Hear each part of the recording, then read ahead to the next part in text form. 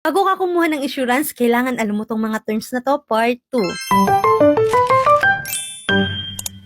Ano ba ang kaibahan ni policy owner, insured at beneficiary pagdating sa insurance? Si policy owner ang may hawak ng insurance niya.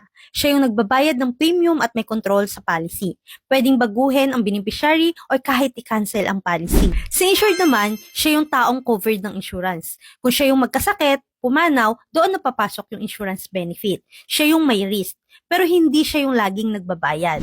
Si beneficiary naman, siya yung tao na makikinabang sa insurance benefits kung ang insured ay pumanaw. Beneficiary ang makakatanggap ng insurance payout. So para mas clear, ang policy owner ang nagbabayad at may control ng policy. Ang insured ang covered ng insurance at ang beneficiary ang makikinabang sa payout. Take note, si policy owner at insured pwedeng maging iisa kung siya mismo yung nagbabayad ng sariling insurance niya. Applicable lang na pwedeng maging iba si policy owner kay insured kapag halimbawa ang magulang kinuhanan ng insurance yung anak niya or vice versa. Okay, para mas klaro, si Lolose, kinuhanan niya ng pamanaplan yung apo niya. Gusto niya na may guaranteed cash itong makukuha taon-taon para sa educational fund niya at kahit hanggang tumanda siya. So, si Lolose, siya yung policy owner. Yung apo niya, yun yung insured.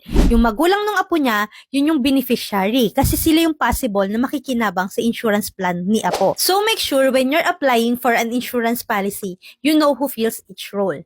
If you need help with that, message me o click nyo lang yung blue basket.